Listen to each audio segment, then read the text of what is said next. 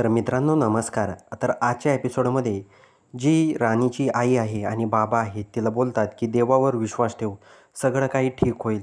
तर इंद्राच्या म्हणजेच जी राणी आहे तिच्या डोळ्यामध्ये पाणी आलेलं असतं आणि आई बोलते, खरंच ना आता काय करायचं, देव परीक्षा घेत आहे राणी तुझी.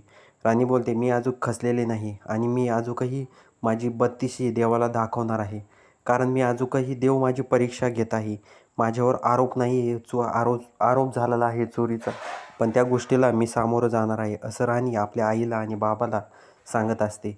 दुसरीकडं जो इंद्र असतो तो खूप टेन्शनमध्ये असतो आणि तो विचार करत असतो की राणीनं कशा पद्धतीनं मी राणीकडं घड्याळ दिलं होतं आणि नंतर जेव्हा पाहायला गेलो तेव्हा त्या बॅगमध्ये घड्याळ नसतं.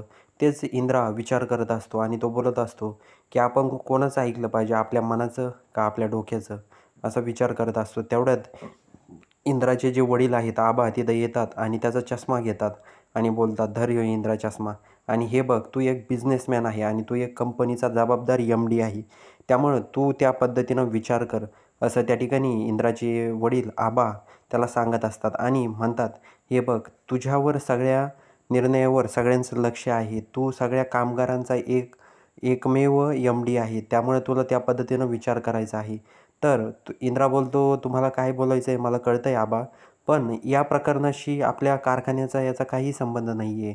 तर आबा बोलतात, कारखान्याचा संबंध जरी नसला पण त्या मुलीचा तर तुझ्या कंपनीशी कारखान्याशी संबंध आहे ना इंद्रा.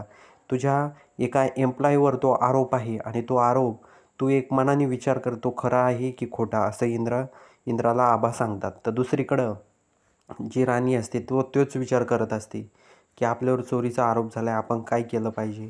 तर दुसरीकडं जे राणीचे वडील असतात ते येतात आणि काही सोनं आईचं घेऊन येतात. आई तिची झोपलेली असते. तिला राणीचे वडील बोलतात, हे सोनं धर आणि हे बघ, हे सगळे काही तुझे प्रश्न आहे ना ह्या सोन्यामुळे मिटून जातील. तर राणी बोलते, हे सोनं घेऊन आपल्याला आईला काही दाखवायचं नाही आहे, नको आहे आपल्याला. तुम्ही आणि आईनं खूप कष्ट करून हे सोनं उभा केलं आहे, त्यामुळे या सोन्यातून आपल्याला काहीही करायचं नाही आहे. आपण स्वतःला सिद्ध करायचं आहे, असं राणी बोलते. तर येणाऱ्या भागामध्ये जर तुम्हाला व्हिडिओ आवडला असेल तर चॅनलला सबस्क्राईब करा.